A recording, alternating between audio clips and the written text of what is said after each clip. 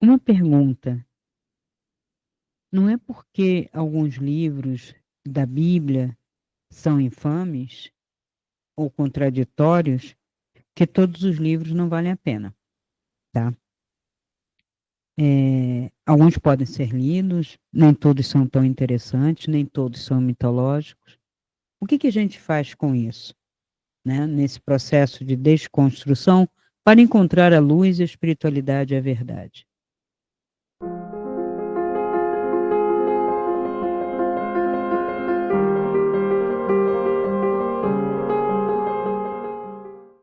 Olá, pessoal.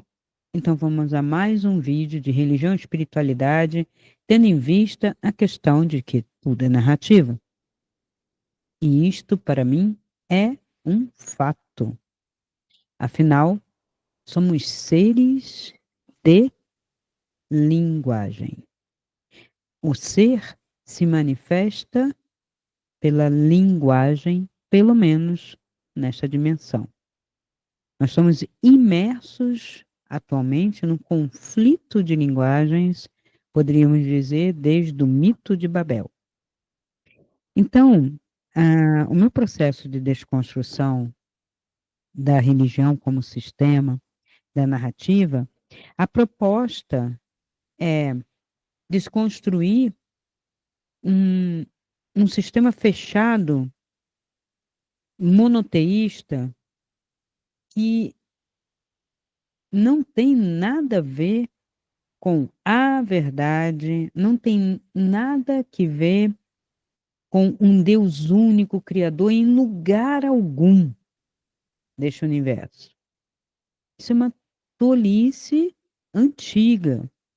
Nós olhamos para alguns mitos, né, de nações chamadas primitivas ou nativas, né, First Nation, né, que são os indígenas, e muitas vezes nos pegamos rindo, né, da explicação de como surgiu o milho, como surgiu a nuvem, a chuva, o rio.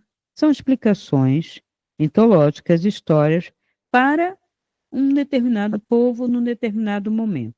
Veja em que complexidade chegamos de abstração, de discurso, de narrativa, elaboração, né?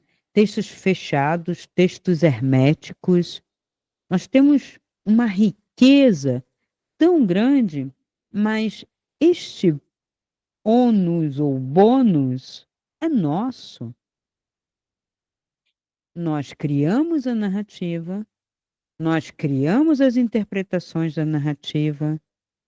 Não adianta a gente hoje, né, que eu estou vendo um movimento muito grande de uma desescolarização, querer fazer tábula rasa tudo ao pé da letra, né? Histórias reais, quer dizer, cada filme que você vê, cada história que você vê, não pode ser uma abstração, não pode ser uma metáfora, não pode ser uma imagem, tudo tem que ser ao pé da letra. Então, cada história que está na Bíblia só pode ser ao pé da letra, sim ou não?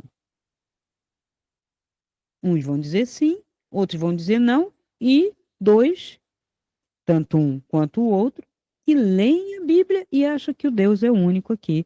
E que esse Deus único é o Jeová.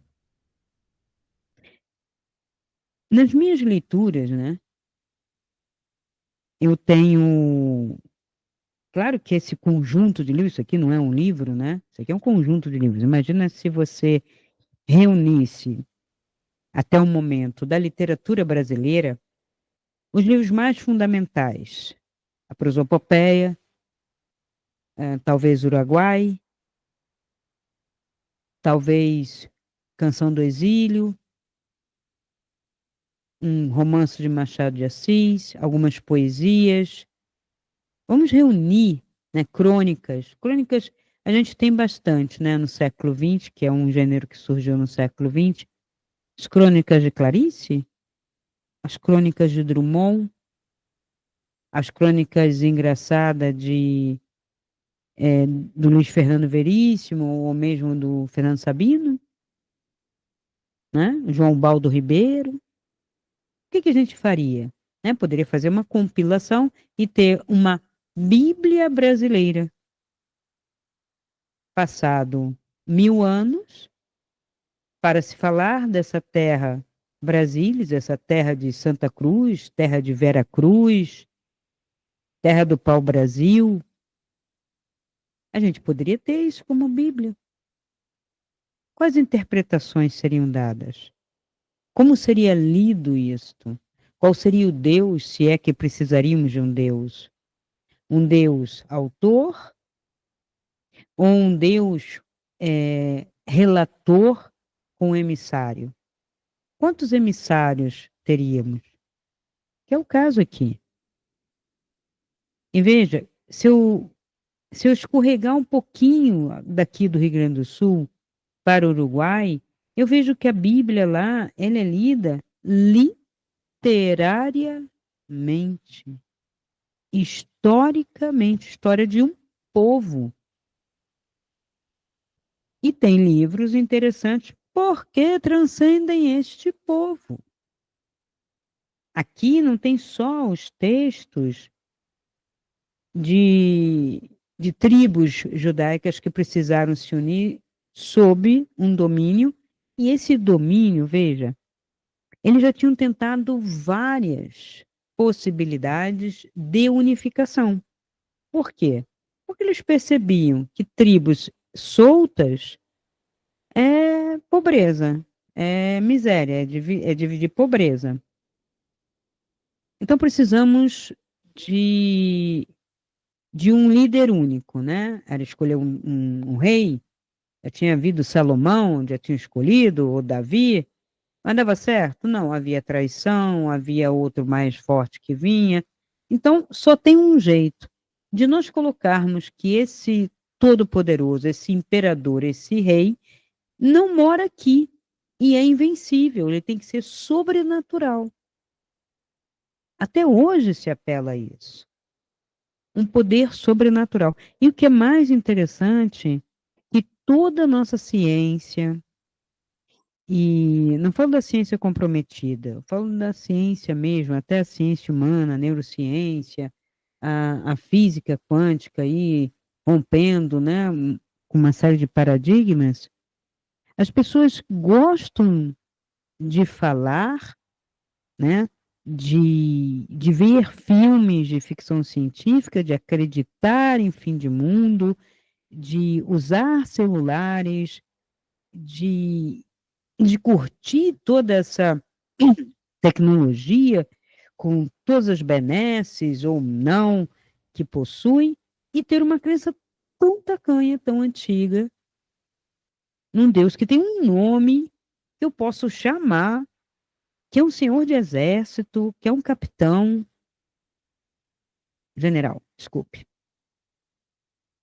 Então, no tempo deles, tudo bem. Pela tradição do povo, tudo bem, eles estão lá, né? Estão na península lá de Israel, cultivo, como cultivam? Não sabemos, não sei. Pode ser que seja igual, pode ser que não, pode ser que seja culto por tradição, gente. Mas eu conheci, tive vários amigos judeus que não iam na sinagoga, que não consideravam, um dos mais famosos aí, que também é judeu e não considera e vive criticando a própria religião, é o Woody Allen. Cada filme dele está sempre fazendo crítica. Então, esse monoteísmo serve a quê? A quem? A pessoas vulneráveis, a pessoas frágeis, a pessoas medrosas, a pessoas que precisam. Mas para quê? Para fazer o bem, precisa de uma ordem, de um castigo? Essa ideia, né, de punição e castigo? E veja, todas as outras seitas e variações, não digo cristãs propriamente ditas, como religião, como os batistas, ou adventistas, ou testemunhos de Jeová, essas que derivam do mesmo, né? Inclusive derivam do protestantismo, né? Que bastou um jogar a pedra na vidraça que aparece mais um monte, né? Então, o primeiro foi Lutero e aí depois se seguiu um monte. Eu falo de outras, aí você vai ver. O espiritismo, teocracia, Jeová, Bíblia, Evangelho. Aí você vai ver a Umbanda, sincretismo com a igreja, aqui o candomblé, sincretismo com a igreja, um Deus só. Qual o problema? Qual o nosso problema? O problema dessa humanidade? Por que tem que ter um só modelo se o universo é tão vasto? Não existe um modelo de estrela único, de estrela, de planeta. Olha para Mercúrio, olha para Vênus, olha para Marte, olha para Júpiter, Netuno, Urano, exoplaneta, papapá. Aí, assim, a pessoa tem esse conhecimento, mas separa, isto é, a realidade física e isso aqui não. Aí inventam o que é uma realidade espiritual. Afinal, o que é um espiritismo? É um culto de espírito? Eu preciso cultivar o meu espírito ou o espírito de alguém? Ou o espírito de um Deus? O que é um espiritismo? Propósito, falar com os espíritos? Aqui está cheio de fala com espírito. E falar com Deus não é falar com espírito? Eu precisaria de uma religião chamada espiritismo para isso? Porque Kardec falou com espíritos, que é claro que não foi. Veja, ele falou com santos. Santos? Que critério é esse? Quem é santo? Aqui na Bíblia não tem nenhum santo. São Luís? Um rei? Santo Agostinho? Que não tem nada? Por que é santo? Porque sentou lá, né, na poltrona e ficou lá descrevendo, estudando. Ele era um doutor. Doutor em dialética, inclusive. Agostinho tem toda uma história de ser professor grego, era casado, foi casado, teve filho, né? Altas confusões lá com relação a isso, porque houve uma proibição de dar aula da cultura grega e tal. Que ainda tem isso, você ainda tem que aturar um Deus, né? Uma teocracia feita pelos homens de uma maneira truculenta. É tudo truculento nessa terra, é tudo truculento nessa raça. Vem Alexandre, vem Roma, aí adota o cristianismo, sabe? Não para esse troço. Americano quer passar por cima, agora é chinês, depois o russo. Proletariado do mundo univos. Qual é o Deus? O Estado. Mudou? Comte, Marx, Engels. Deus do Estado? Estado acima? É o que está lá na China, é o que tentaram fazer na União Soviética. Hoje a gente vê a miséria. Porque a China falou assim: não, peraí, eu vou fazer o meu modelito diferente. Para o povo, né? O comunismo mais truculento. Pega, mata e arrebenta. Vamos deixar uns espaços para fazer comércio com quem não é, com os ímpios, com os pagãos. É isso, né? A verdade é isso. E o modelo é o mesmo. Sendo que agora, né, é uma abstração, o Estado é uma abstração, que são pessoas, homens, militares. Eles são os deuses, ou representantes do Deus-Estado. Gente, o rei está nu. O rei está nu, sempre esteve. E ninguém quer falar. Ninguém quer assumir. O que não queremos assumir? Que somos nós que somos responsáveis por toda a nossa vida. Pela nossa felicidade, pela nossa tristeza, pelos bens, pelos maus atos, por tudo. Daremos conta de cada vírgula, cada pensamento, cada omissão, cada ação, bem feita, mal feita, contra mim, contra o outro. Isso é fato, não precisa de nenhum Deus sobrenatural. Isso é óbvio. Ai, a misericórdia, Cristina. Ai, a perdão dos irmãozinhos, não sei o quê. Essa criação toda falsa, para além daqui, abstração, ela é toda fantasiosa, alimenta, consola. O que adianta? Consolo para mim é igual fuga. Eu vou falar e vou perdoar, porque senão eu vou para o inferno. Adiantou? Não! Tive pessoas que falaram, eu tenho que falar com você, senão eu vou para o inferno. Eu falei, te encontro lá. E essa liberdade de pensar, ela não é cultivada, e as pessoas não gostam, por quê? Ela seria libertadora, empoderadora, verdadeiramente? Por que que não gosta? Responsabilidade. Toda liberdade pressupõe responsabilidade, porque se eu sou livre, e se tudo que me acontece tem a ver comigo, e eu sou responsável, né? Eu não posso mais reclamar, eu não posso mais apontar, eu não posso ficar fazendo mimimi, eu não posso considerar o passado como consequência do que eu estou vivendo, eu posso mudar agora, entende? A libertação, a verdade, traz essa libertação que traz uma responsabilidade. Eu paro de olhar para o mundo, para o outro, como causa, consequência dos meus estados, dos meus anseios e dos meus erros, bem como dos meus acertos. Eu acertei, beleza, ponto para mim. Eu errei, vou lá, refaço apenas isso. Então, quando a gente vê esse livro, qual é a importância de ler, né? Como está lá em alguns países da América Latina e mesmo na Europa, que se estuda literariamente, historicamente, em outro sentido, é que a gente tem aqui umas crônicas, essas crônicas são bem interessantes. Temos salmos, né, como ensinamentos, provérbios. Tem um livro que eu acho muito interessante, que é Eclesiastes. Nem toda a Bíblia tem. Olha, você vê que interessante. Por que não tem Eclesiastes só na Bíblia Católica, não tem na Bíblia Protestante? Qual é o problema dele com os Eclesiastes? É porque o cara falava de tempo, tem um tempo para tudo, tempo para isso, tempo para aquilo, falava de mudança? Sim, principalmente. Porque aqui eles querem dar uma ideia de, apesar das mudanças, tudo sob controle. E quando sai do controle, tem punição. Ué, o sistema comunista nos prova isso, qualquer ditadura na Terra. Ainda continua, né?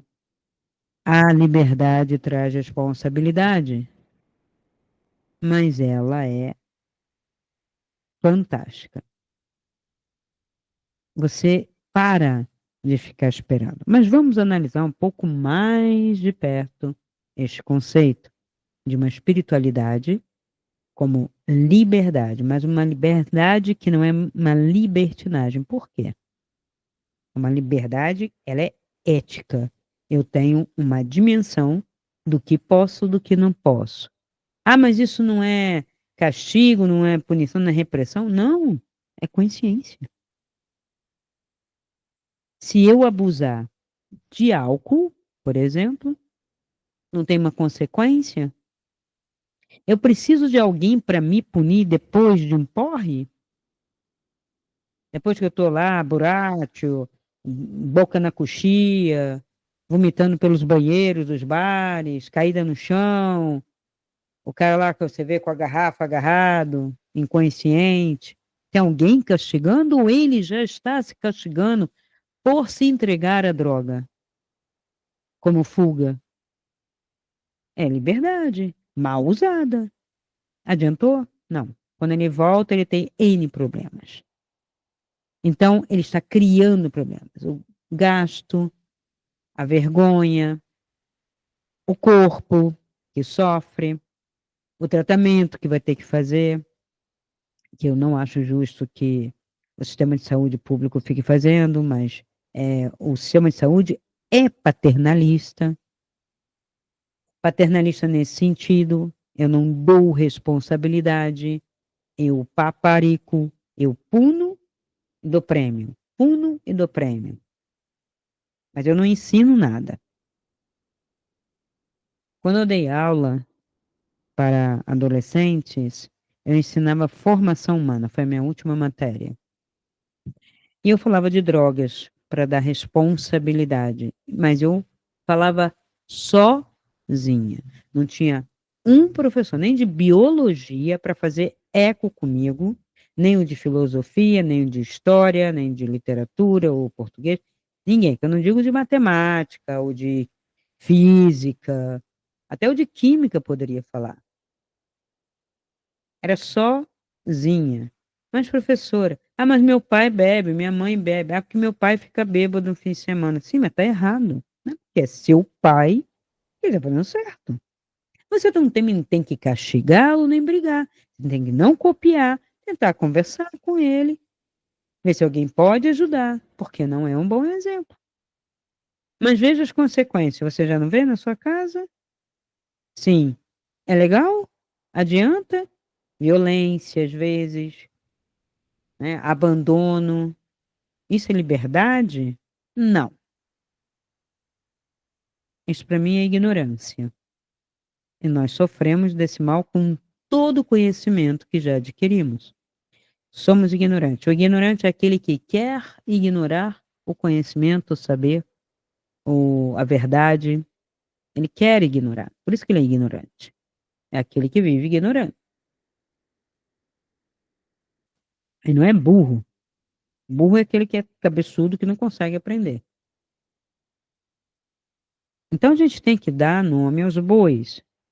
Não é braveza. As pessoas falam assim, Cristina, você toma. Não é brava, é ético. É um discurso tranquilamente ético. A liberdade traz a responsabilidade, o caminho da espiritualidade, não espiritismo, espiritualidade, prática que eu não tenho que ficar cultivando espíritos. Eu tenho que desenvolver a minha luz, caminhar na direção da minha transcendência, da minha consciência. Se isto é espírito, seria um espiritualismo. Espiritismo, não, por favor. Não preciso chamar ninguém, não preciso da dependência de ninguém, de entidade tal, entidade tal, entidade tal. Não deixo o meu corpo ser usado, ou a minha consciência, por nada nem ninguém. É isso. É muito primitivo ainda. Entrar em contato com a natureza, com energias, de uma maneira sinérgica, telepática, não tem nada a ver com entrante, com possessão, com incorporação, não tem nada a ver com isso. Ah, Cristina, mas e as canalizações? O que é uma canalização? Uma canalização é a mesma coisa que está aqui. Ué, Moisés não canalizou isso aqui, ou ele incorporou, ou ele viu Deus. Claro que não, né? Então, o que que ele fez aqui? Tinha um espírito aqui.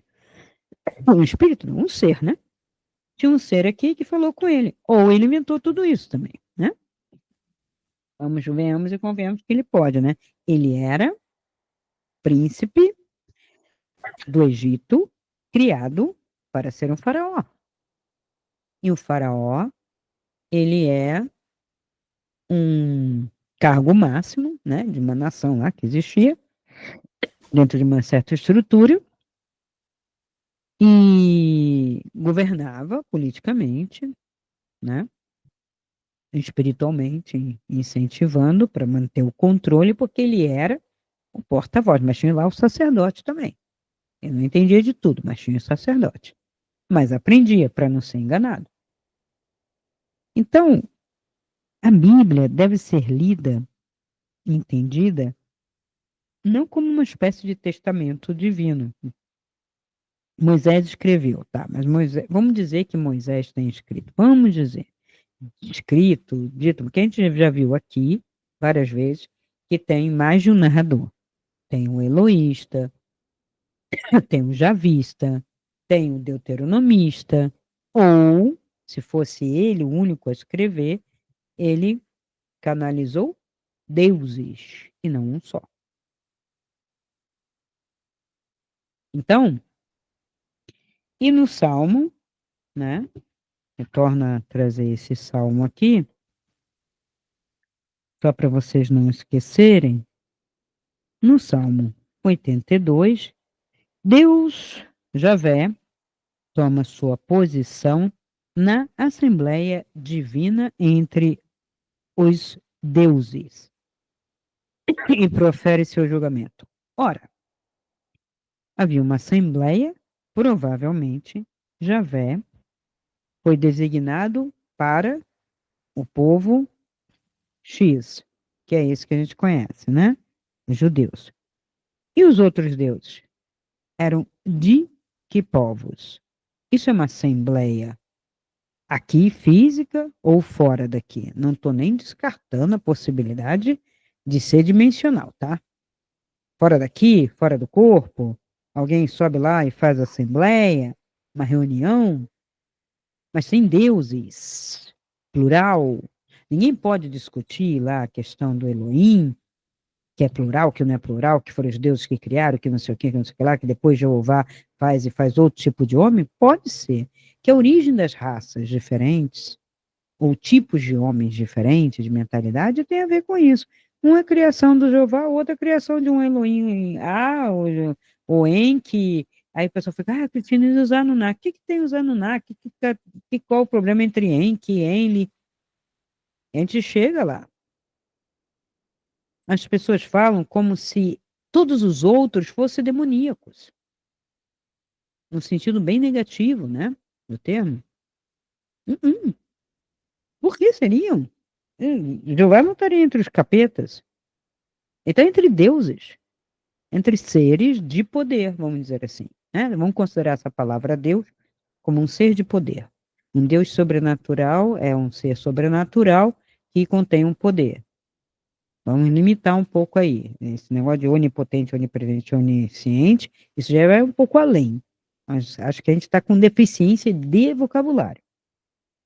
Até quando vocês julgarão com injustiça e favorecerão os maus? Meu Deus do céu, ele está falando o quê com quem? Como que isso passa? Como que isso é interpretado?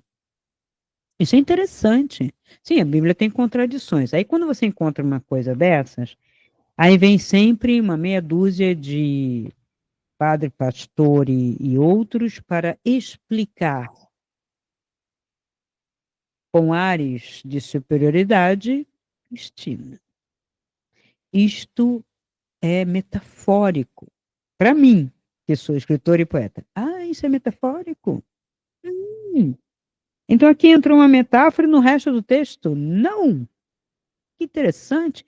A maior parte disso aqui eu tenho que ler literal, historicamente, mas esse pedacinho metafórico, curioso, né? E aí, defendam o humilde e o órfão. Ele está dando ordem. Tipo, vocês estão aí defendendo, mas quem é humilde? Quem é órfão? Órfão de quê? De quem? De qual seria a orfandade, né? Façam justiça ao desamparado e ao necessitado. Salvem o pobre, livrem da mão dos maus. Ele está fazendo o quê? Quem está subjugando o quê? Que povo? Não fica claro. Mas é uma assembleia onde há uma chamada de atenção. E aí ele vai se referir aos homens assim, ou pelo menos ao povo dele, né? Eles não sabem nada, eles não entendem nada. Eles vagueiam na escuridão. Todos os alicerces da terra estão abalados. Eu disse, vocês são deuses.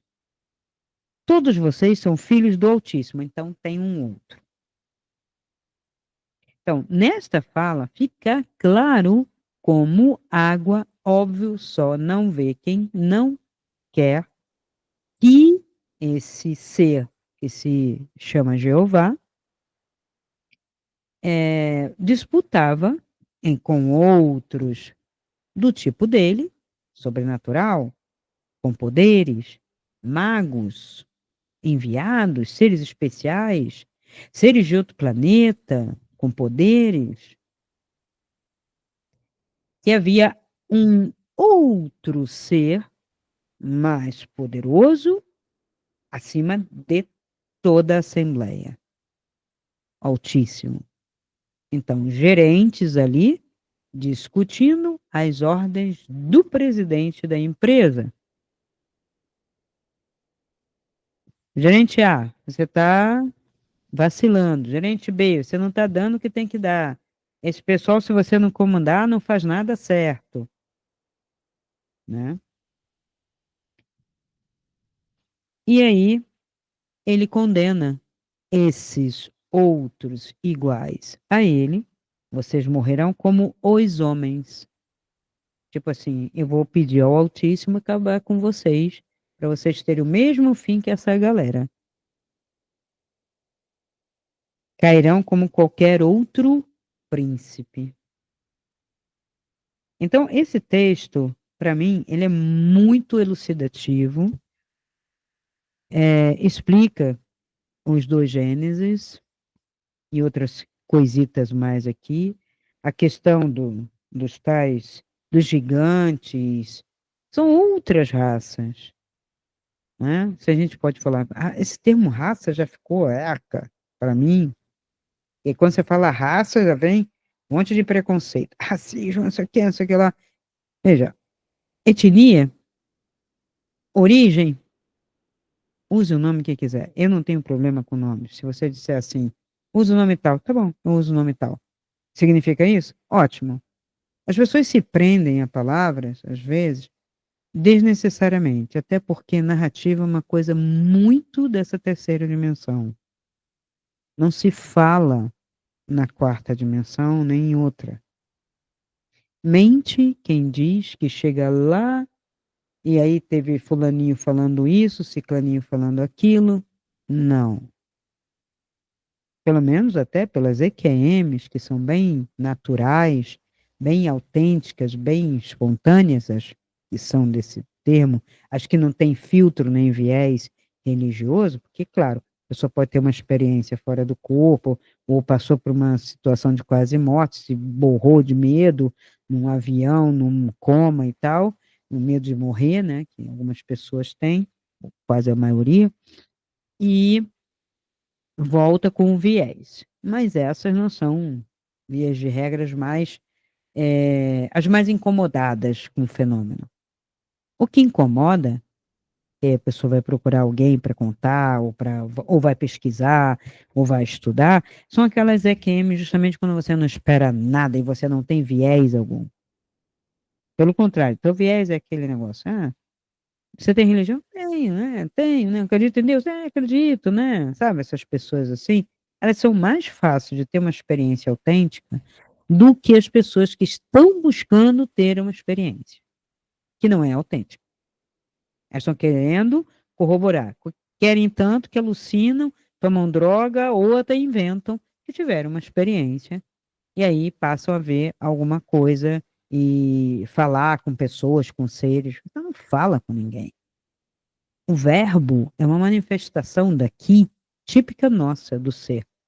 É o tal do logos. Então, a Bíblia não deve ser lida nem entendida como um testamento divino, tá? Mas como a base do pensamento ocidental. Isso sim, para você entender e se libertar.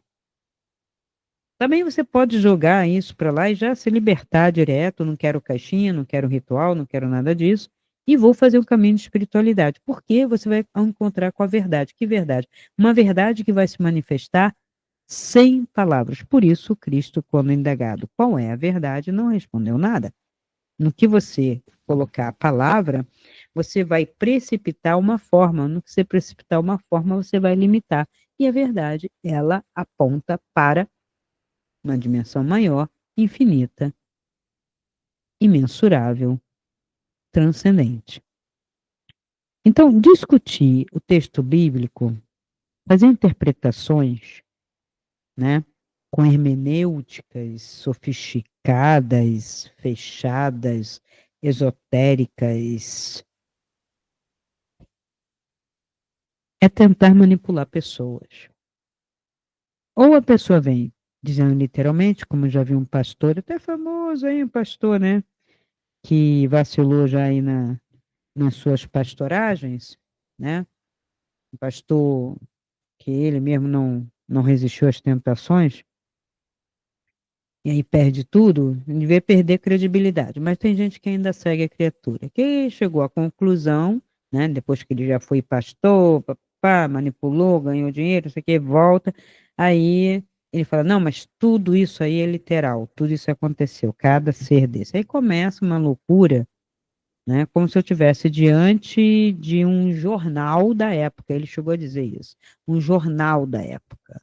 Sendo que isso aqui não tem nenhuma coerência. E um jornal, que eu saiba, tem uma coerência. Então, isso não é jornal, porque aqui tem textos que foram de tradição, que puxaram daqui, puxaram dali, de um povo, de outro povo, compilaram, que não são, aqui não é tudo judaico, não. Isso aqui é uma Bíblia, isso aqui não é uma Torá. A Torá é só, em hebraico, é só do povo judeu, aqueles 5 livros, é um Pentateuco. Aí eles têm o Talmud, eles têm outras coisas, eles têm outros livros. O resto, isso aqui, esse apanhado todo, isso aqui é uma tradição ocidental filosófica. Aqui tem muito de grego, tem muito de romano, aqui tem babilônico, aqui tem um monte de coisa. E é isso que, no caso, culturalmente falando, filosoficamente, seria interessante você ver, porque quando você vai ver Dante, Homero, Shakespeare, Milton, todos esses grandes nomes da poesia ou da literatura, até o Dickens, Victor Hugo, vão apontar para isso aqui, de uma certa forma. Aí você vai entender, porque não é um pensamento dele apenas, dele autor, mas ele tem uma influência de um pensamento ocidental formado depois do advento dessa religião, né? E, em termos de leitura, né? Toda obra escrita por ser humano, e isso aqui é escrito pelo ser humano, ainda que fosse inspirada, que fosse canalizada, gente, inspiração, muito poeta é. Você lê os textos dos Shakespeare até hoje, são atuais. Homero, fantástico. Dante, Dante, que maravilha. Gente, tem que ler. Milton, Paraíso Perdido, né? A Odisseia do Homero. Vai ler Virgílio, suas Eneidas. Então, tem muita literatura muito rica, não só os épicos, mas nós temos também no século XX. Alguém já leu a trilogia aqui de Sartre, que é para vomitar e passar mal? Em que sentido?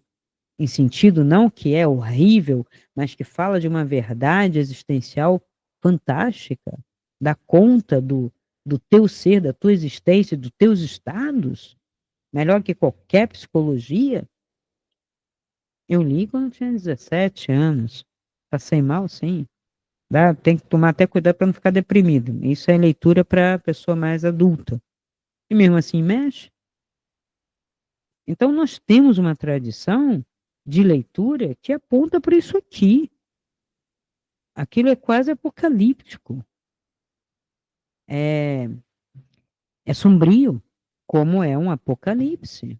Como são alguns textos aqui de alguns profetas do Antigo Testamento, que é outra coisa que eu vou abordar, mas em projeção e espiritualidade, né, na projeção astral, aliás, eu vou abordar porque há possibilidades de contato e como se processa o ver ou não, saber ou não o futuro, que é outra loucura que assola a humanidade por causa de quê? Por causa disso aqui. Esse livro, né, esse conjunto de livros, ele tem mais de uma obra escatológica. O que a gente vai ver que tem Daniel, que é escatológico, você vai ver outros aqui que eu não guardei, mas no Apocalipse é escatológico, de João, de Pedro e tá. E o que é uma escatologia? Uma escatologia é um estudo, né, de textos que vão dizer que agora está tudo ruim, vai ficar pior, e aí vai ter um fim para ter um recomeço, ou não. Esse recomeço pode ser utópico, né, num lugar que você não sabe, pode ser fora daqui, como pode ser aqui. Se ele é fora daqui, ele é uma utopia, uma escatologia religiosa, transcendente. E se é aqui, é um comunismo. Hum? Eu estava lendo um texto, eu tenho um livro é, que é do Frei Beto e Fidel. Eles estavam conversando. É interessante a conversa, né? Porque o comunismo está expulsando todos os a religião, o padre, a religião é o ópio do povo. Poxa, se só a religião fosse o ópio do povo, a religião é o ópio do povo, a televisão é o ópio do povo, as redes sociais é o ópio do povo, o ópio do povo é o ópio do povo, as drogas são o ópio do povo, a sexualidade é o ópio do povo.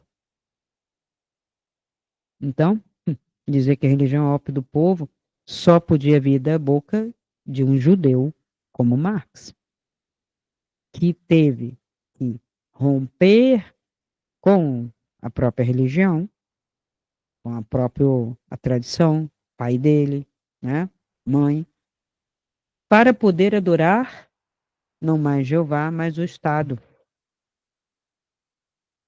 E ele queria que aquele paraíso todo, né, no caso da Torá, todo aquele reino, se realizasse aqui e não fora daqui. Veja, ele não é cristão, tá? Ele é judeu, mas está aqui dentro. E os cristãos aceitaram, tanto quanto os judeus, o comunismo, porque temos essa Bíblia aqui comum, né? Que puxou o lado judaico para a gente dizer, Jesus não era sem uma religião, a religião dele era judaica, e não era mesmo, ele não tinha, ele não apontou igreja, entende? É risível fazer um entretenimento desse, uma série chamada Chosen, meu Deus do céu. É assim, o sistema ele não cansa de produzir a mesma coisa. É interminável, é incansável, né? Vamos reforçar. Tem mais gente nova nascendo, vamos reforçar. É Coca-Cola. Eu não diria que é o ópio do povo, eu diria que é Coca-Cola. A Coca-Cola, enquanto não for a única bebida em toda a terra, ela não vai cansar de manter as propagandas que ela faz. Elas têm agências de propaganda milionárias para manter a Coca-Cola, que até lá na China tem, em outros lugares, que não entrava, agora entra, porque ela quer dominar como a única. Tem gente que tem complexo disso, que é complexo, que eu digo que é complexo de Javé. Então, eu quero ver a espiritualidade, mas em termos de Bíblia, né? O que você faz com a Bíblia? Já está destruindo, não sei o quê. Não, não, não fiquem assustados.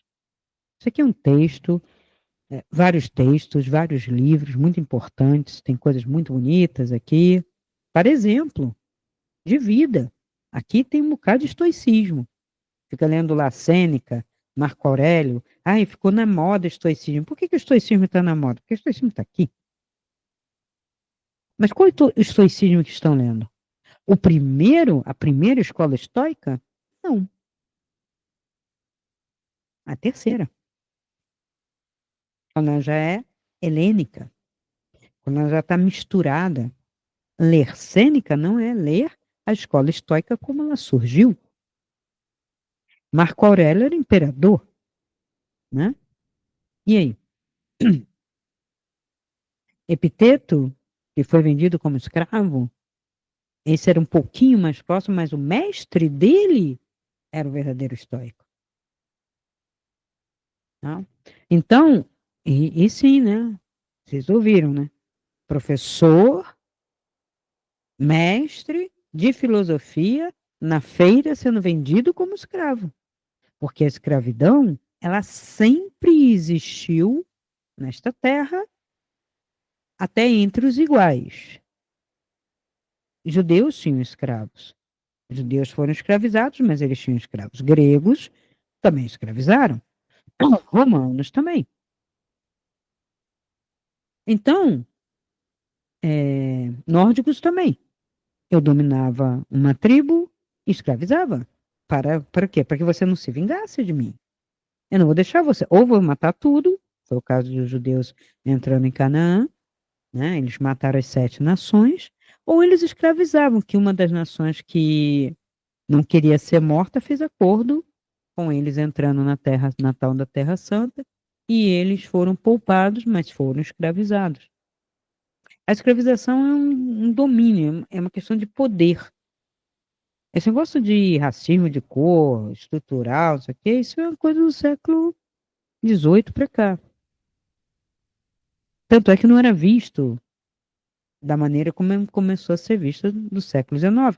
Mas, pasmem vocês, no século XIX havia uma série de estudos estranhos com áreas de ciência sobre questões de superioridade de raça ou não.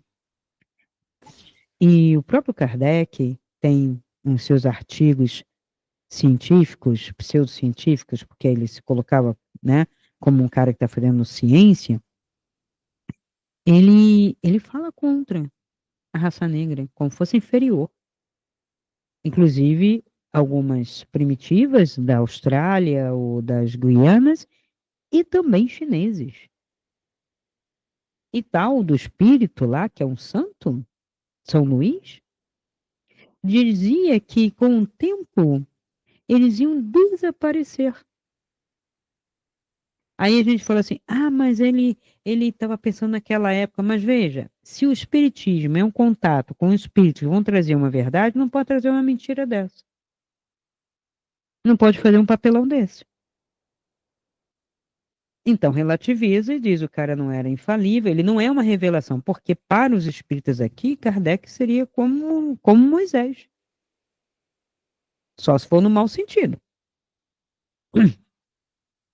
Então, quais são os níveis de leitura que eu tenho? Eu tenho o nível literal. É o que mais estão se fazendo. Então está escrito lá: pois disseram, tomemos posse da terra onde Deus reside, a terra onde Deus reside. Isso aqui é de um salmo. Não tem outra interpretação, é literal. Ó, meu Deus, torna-os como plantas secas que a ventania leva embora, como a palha impelida pelo vento, assim como o fogo que queima a floresta, como a chama que incendeia os montes. Então, eles querem tomar posse da terra onde Deus está. Deus seria um habitante da terra aqui que eles estão querendo tomar, que é um pedaço de terra. E aí ele quer literalmente que esse Deus, claro, é um Deus, é um ser poderoso, não importa, né, o que você entende como um Deus, uma entidade sobrenatural, um príncipe, um rei, cheio de poderes, vai tornar eles como plantas secas. Plantas secas é gerar fome, né? Eu já estou interpretando um pouquinho aqui. Tornar como planta seca que a ventania leva embora. Quer dizer, aí qualquer doença leva embora, como a palha impelida pelo vento, assim como o fogo que queima a floresta, que queima realmente, a gente está vendo aí, né? É tão atual isso. Como a chama que incendeia os montes. Então, leva essa galera que persiga, é como os inimigos, né? Então, aqui na Bíblia, aliás, toda a Bíblia, né? Tem essa vingança daqui, vingança dali, faz isso, faz aquilo, blá, blá, blá, blá. Aí chega aqui na meiuca, eu chamo, os 4 textos, Senhor, vão matar, esfolar, trucidar, transformar em palha seca? Não, você vai perdoar o seu inimigo. Pronto. Acabou. Já mudou tudo. E enfiaram um texto dele, né, sobre ele, esses 4 evangelhos aqui, no meio disso, como se ele fosse partidário, como se ele fosse filho, como se ele fosse descendente, como se fosse continuador de tudo isso que está antes. Claro que não. E aí, quando ele fala do Altíssimo, o meu pai é o Altíssimo, é o outro, aquele que não tem nome, aquele que é realmente onipotente, tal, misericordioso, é completamente oposto do príncipe Jeová. Entende? Então, se eu quero fazer um caminho um pouquinho mais luminoso, verdadeiro, uma espiritualidade que me faz ascender para uma transcendência, para uma luz, não nada obscuro, porque quando eu fico também preso com inimigos, pagãos, isso e aquilo, ímpio, raças, cores, bandeiras, como estão hoje aí, chamam isso de oquismo, para mim, isso aí, obscurantismo, não tem nada de despertar, né? Só se for despertou no inferno, essa ideologia woke. Mas eu também não sou partidária dessa Opus Dei, dessa teologia, dessa teocracia. Eu não preciso disso, eu preciso de ética. Eu preciso de ética, eu preciso de uma ciência ética, eu preciso de uma verdade, eu preciso de um caminho de silêncio, de meditação, para encontrar uma espiritualidade, né? Então, estamos na leitura. Acabei de ler literal. Eu posso ler historicamente. Ó, isso aqui é a história de um povo. Então, a gente vai pegar para ler historicamente. Eu vou pegar esse texto, eu vou cotejar com o momento histórico. Aí eu preciso de um pouquinho de conhecimento histórico. Então, depois da leitura literal, eu já tenho que ter um pouco mais de conhecimento. É aí que hoje a gente não tem. Já tivemos. O Ocidente já cresceu, a escola já cresceu, inclusive no Brasil, ela tinha, né, essa configuração, acho que pela América Latina ainda tem, mas aqui ela está esvaziada desde que Fernando Henrique botou os pés na presidência desse país. E foi a maior decepção. O cara formado lá na Sorbonne falou: vou tirar o saber de todo mundo, fazer tábula rasa. E foi o que ele fez. Colocou, inclusive, um ministro que é um demo mesmo, Pedro Demo. É um demo aquilo. E começou a distribuir diploma e dar diploma sem nenhum saber, sem nenhum conhecimento, deixando o papel do professor.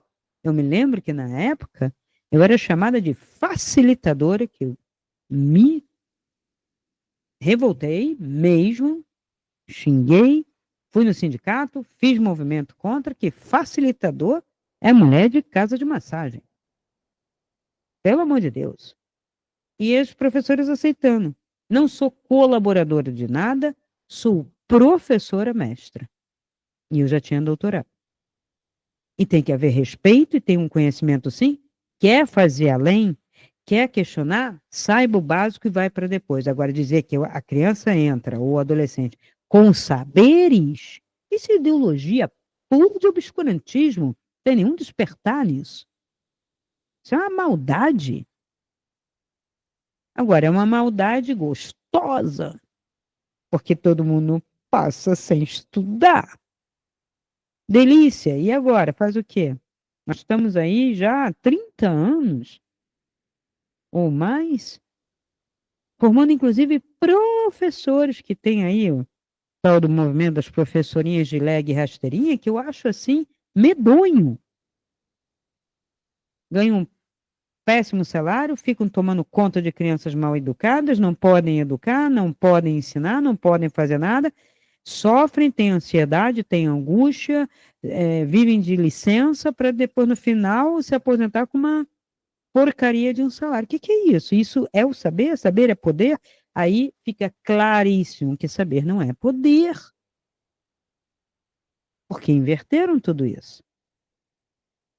Pelo menos aqui no Brasil. Não estou falando que isso é toda a terra, nem todo o Ocidente, pelo contrário, porque quando a gente vai para a China, para a Coreia, para o Japão, a gente vê diferente. Quando a gente vai para a França, para Portugal, para a Inglaterra, né, a gente vê que é diferente. Quando a gente vai aqui para a Argentina, é diferente.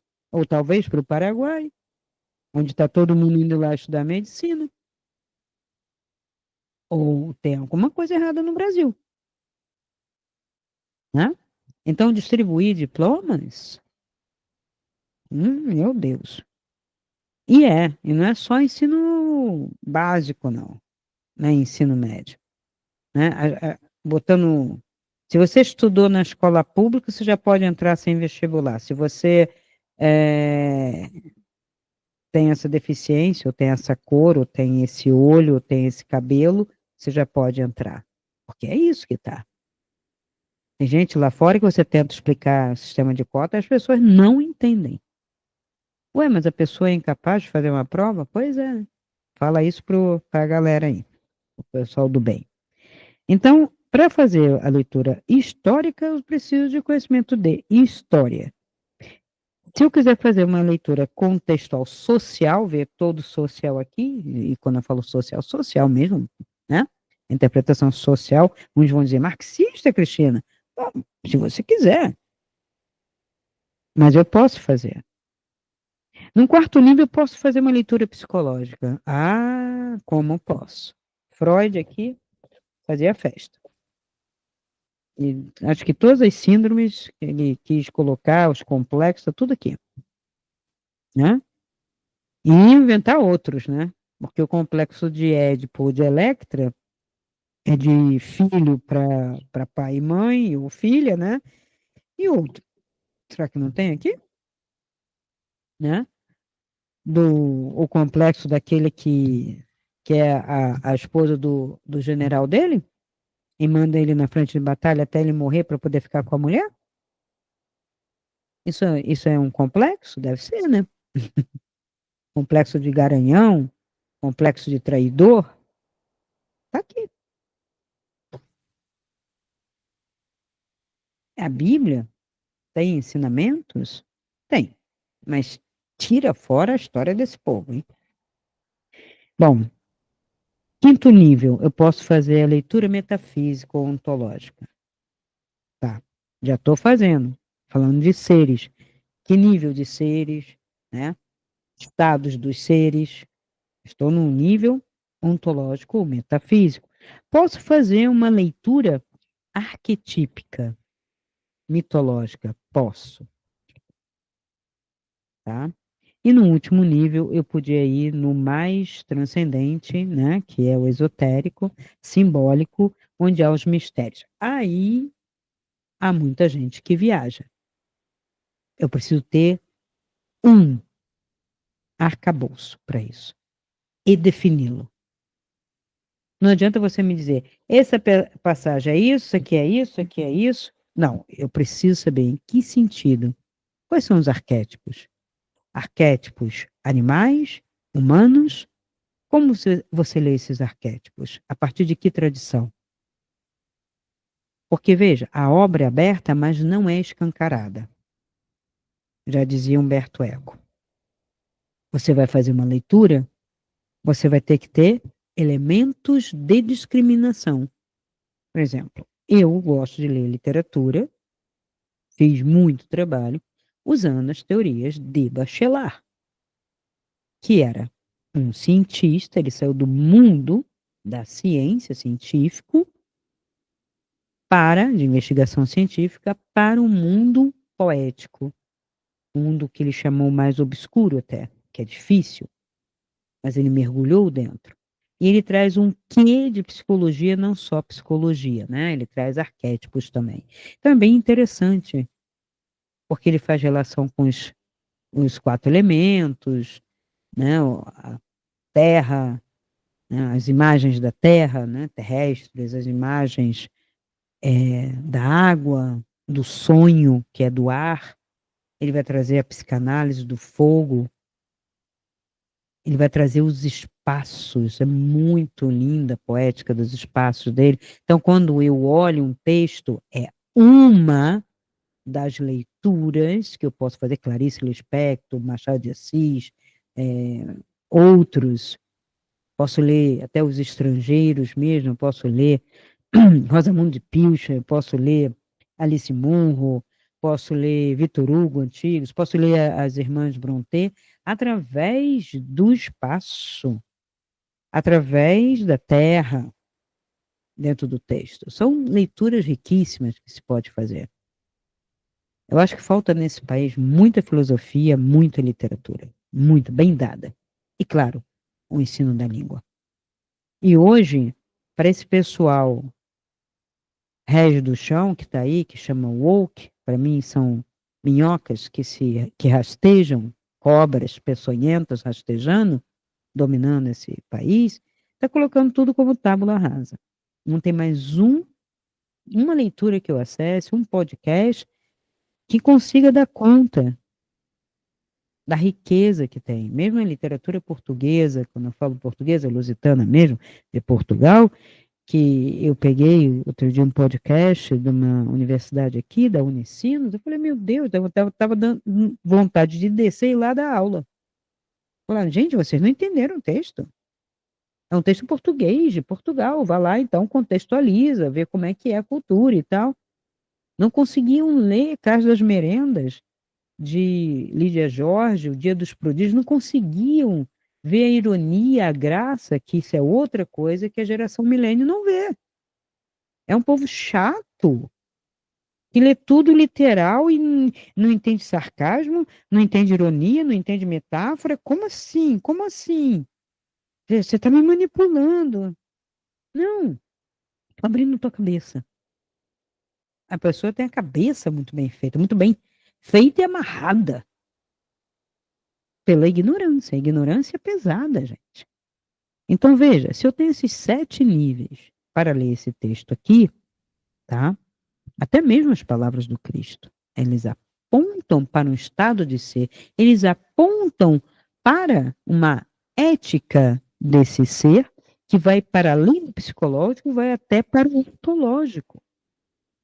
E não é isso a metafísica? A metafísica, que é justamente a filosofia. Então a pessoa vai ver, o estoicismo está ali na palavra do Cristo, sem ele ser estoico. Mas não quer dizer que o estoicismo influenciou o Cristo, ou o Cristo que influenciou o estoicismo, ou que o cristianismo não existia. Mas é que em momentos diversos, em lugares separados, eu posso ter a mesma verdade manifestada. E você vai ver o estoicismo na Índia, você vai ver o estoicismo na China. Confúcio é extremamente ético e estoico. Leia as filosofias da China. Tem livro para isso. As filosofias da Índia. Índia não é só meditação e deuses exóticos. Shiva, nada contra Ganesha, Shiva, Krishna, Vishnu, nada contra. Legal, bonito, divertido, ajuda, mas senta e medita. É prático, senta e medita. Qual é o ensinamento? Moderação. Não vai ter um Deus que vai falar, aí, galera, cair de boca, vamos lá, cair. Não tem. Então não existe nenhuma espiritualidade, nenhum caminho de espiritualidade que não pregue uma moderação, uma responsabilidade, uma liberdade, mas também de cuidar no entorno, de perdoar e soltar, parar de acusar, parar de colocar culpa, parar de criticar, de comparar. Porque quando eu comparo e critico, eu também falo bonito, feio, tal, não sei o quê. E eu também quero ser respeitada. Aí passa a pessoa de cabelo azul, tudo bem, cabelo azul. Passa com a pessoa de cabelo verde, tudo bem, cabelo verde. Passa a pessoa de cabelo vermelho, tudo bem, cabelo vermelho. Aí passa eu de cabelo branco, nossa, olha só, ela não pinta o cabelo. Já escutei isso. Todo mundo com cabelo multicolorido. E meus cabelos brancos, as pessoas ficam olhando, tipo assim, não vai pintar? Não, não vou. Tem alguma coisa contra? Parece que o fato de eu não pintar, estou condenando quem pinta. Não, eu tenho pouco cabelo, me prezo, não gosto de tinta que é química. Ponto final. E me olha. Eu não uso maquiagem. Não vai se maquiar? Pessoas são com cara de boneca. Tudo bem, sabe? Eu tô acostumada a ver as orquídeas mais belas e exuberantes e grandes, é aquelas miudinhas. Todas elas são muito lindas. A gente tem que aprender a conviver com a beleza da diversidade. Um se veste rasgado, outro se veste sabe, na beca. Agora, dizer que uma pessoa, né, como eu já escutei, uma mulher de português, né, de língua portuguesa, dizer que é preciso ter finesse, vestir assim, fechar assim, maquiar assim, pintar a unha assim, então eu sou o quê? Entende? Eu acho aquilo assim o absurdo do estereótipo, mas está aí fazendo sucesso, que as pessoas gostam disso, vai ter uma galera indo.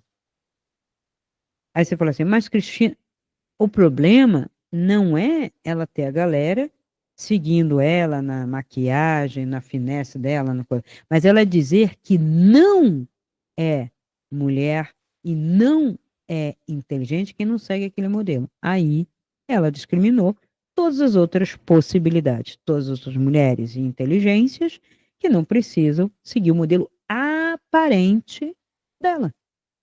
Por exemplo, o óculos. Eu gosto do óculos assim. Hum? Cristina, mas hoje eu uso óculos. O óculos já mudou para gatinho, sem ser gatinho, já era assim. Eu sempre gostei de aro fino. Por quê? Porque eu vejo em torno. Então, quanto mais fino, isso aqui já me incomoda. Eu queria mais fino ainda, porque eu tenho uma visão muito ampla. Então, me incomoda.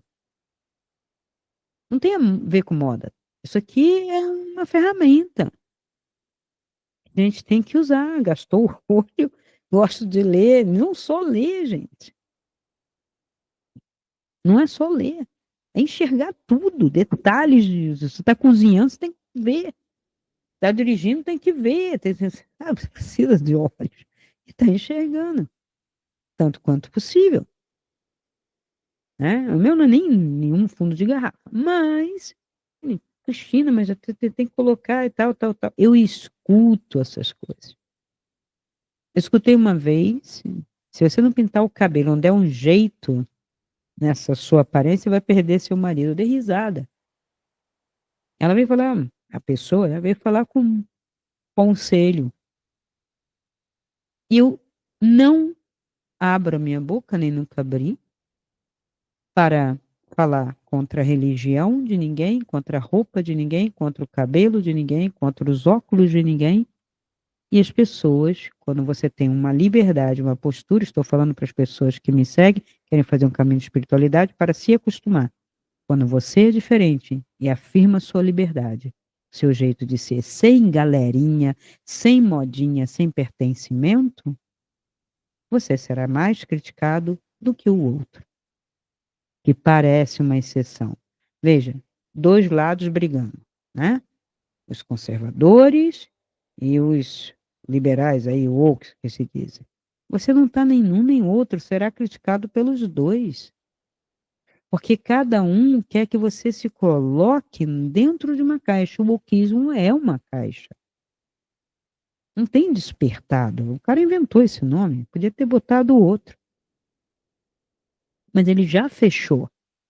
Ele já colocou as grades. Entendeu? E aí, assim, se você não fala assim, você não é. Se você não anda assim, você não é. Se você não se veste assim, você não é. Se você não. Quer dizer, não evolui. Não estamos evoluindo. E a evolução tem a ver com luz e espiritualidade quando você alcança a liberdade. E a liberdade vem pela verdade.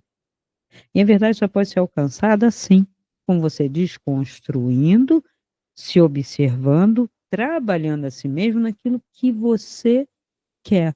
Agora, é preciso, sim, gente.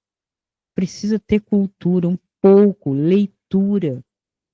Precisa fazer esse esforço, até porque o seu mental tem que raciocinar para você não ser arrastado por essa psicosfera.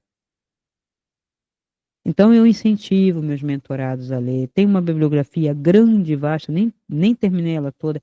Eu já disponibilizei ela para algumas pessoas da minha mentoria, mas né, ficou faltando bastante livro da parte mais científica, né, que eu vou trazer também para eles. E, claro, tem livros mais fáceis, mais médios e difíceis, então tem que começar com o mais fácil. Também não adianta começar lá em cima, né? Então vai indo devagar e, sobretudo, praticar, se observar.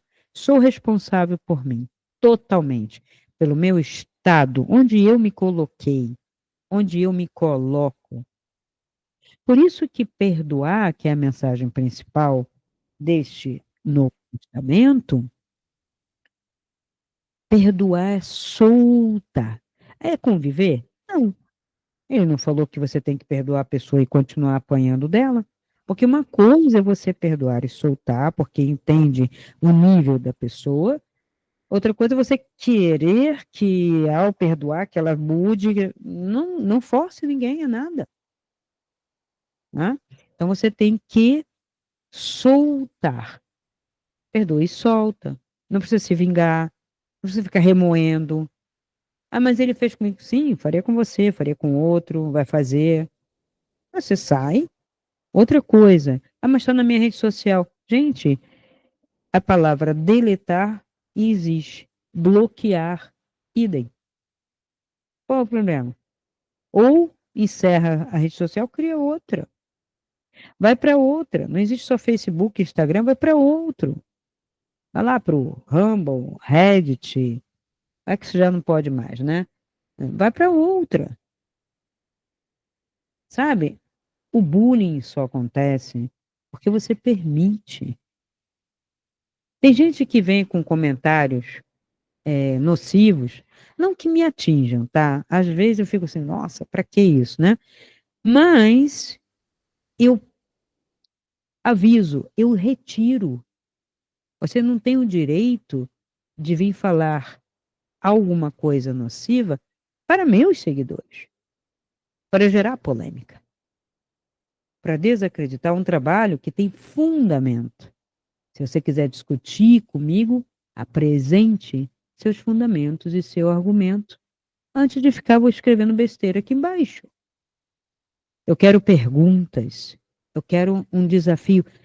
Se você falou isso assim, assim, mas isso assim, assim, eu explico, eu falo. Por quê?